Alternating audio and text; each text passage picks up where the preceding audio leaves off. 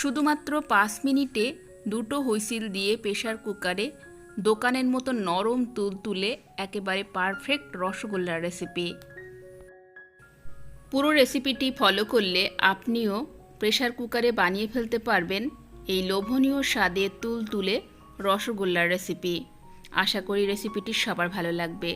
ভালো লাগলে please like দিতে ভুলবেন না, শেয়ার করবেন, চ্যানেলটিকে সাবস্ক্রাইব করে সাথেই থাকবেন। প্রথমেই একটা প্যানে আমি দিয়ে দিচ্ছি 1 লিটার দুধ। আমি এখানে প্যাকেট দুধ নিয়েছি, আপনারা চাইলে এখানে গরুর দুধও ইউজ করতে পারেন। এবার দুধটাকে প্রথমেই মিডিয়াম টু হাইয়ে রেখে 2 মিনিটের মতো জাল করে নিয়েছি। দুধটা কিন্তু পুরোপুরি ফুটে ওঠেনি। এই পর্যায়ে আমি দিয়ে দিলাম প্রায় 2 টেবিল চামচ পরিমাণ ভিনিগার। এখন এখানে দুধটা কিন্তু ধীরে ধীরে ফাটতে শুরু করে দিয়েছে। চাইলে কিন্তু আপনারা ভিনিগারের পরিবর্তে লেবুর রস দিয়েও দুধটাকে ফাটিয়ে নিতে পারেন।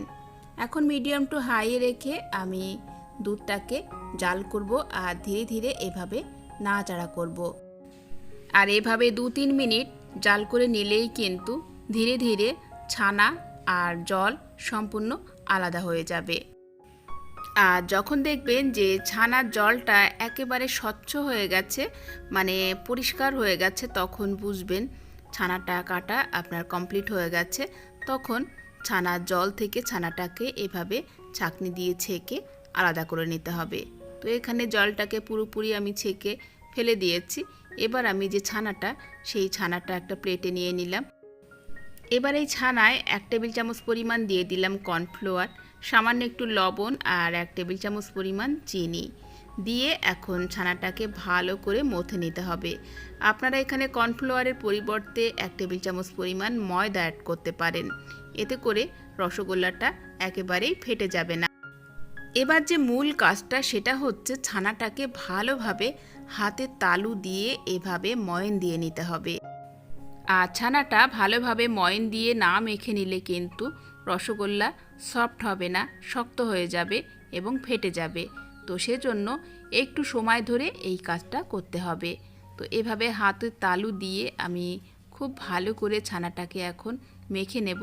যখন দেখবেন যে ছানাটা পারফেক্টভাবে মাখানো হয়ে গেছে, তখন দেখবেন ছানা থেকে হালকা একটু তেল ছেড়ে দিয়েছে। তো এখানে ছানার ডোটা অলমোস্ট রেডি। এভাবে কিছুক্ষণ রেখে দেব। অন্যদিকে আমি রসগোল্লার জন্য যে চাশনি সেটা বানিয়ে নেব।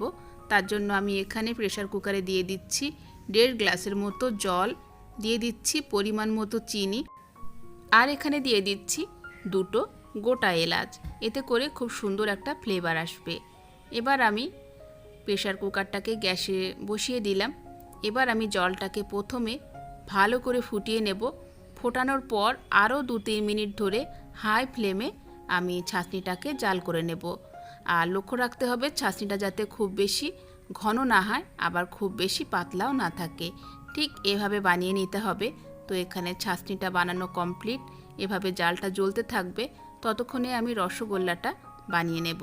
তো এখানে এখন কিন্তু ডোটা মোটেই আমার হাতে লাগছে না, মানে ডোটা একদম পারফেক্ট রেডি হয়ে গেছে রসগোল্লা বানানোর জন্য।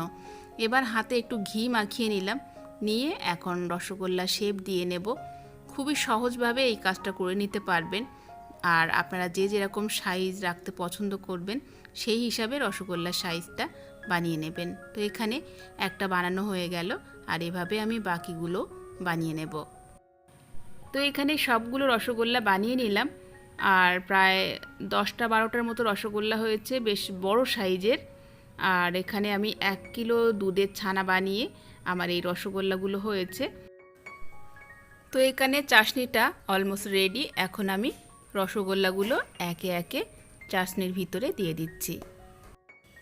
তো আপনারা বাড়িতেই কিন্তু খুব অল্প সময়ে মাত্র 5 মিনিটের ভিতরেই আপনারা একদম দোকানের মতো রসগোল্লা বানিয়ে নিতে পারবেন।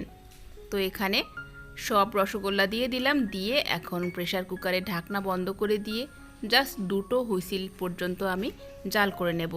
এই পর্যায়ে আমি গ্যাসের ফ্লেমটাকে লো টু মিডিয়ামে রেখে দেব।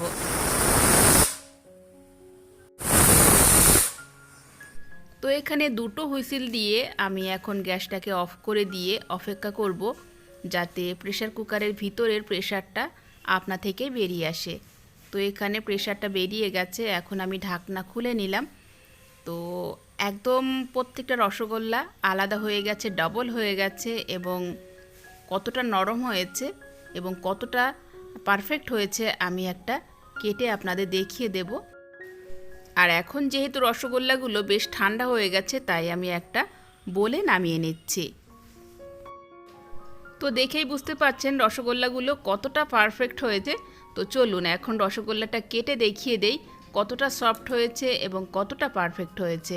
আশা করি আজকের এই সবচেয়ে সহজ পদ্ধতিতে প্রেসার কুকারে রসগোল্লার রেসিপিটি আপনাদের সবার ভালো লেগেছে। ভালো লাগলে প্লিজ একটি লাইক দিতে ভুলবেন না, শেয়ার করবেন, চ্যানেলটিকে সাবস্ক্রাইব করে সাথেই থাকবেন। আজকের মতো বিদায় নিচ্ছি, দেখা হচ্ছে আগামী পর্বে নতুন রেসিপি নিয়ে। আল্লাহ হাফেজ।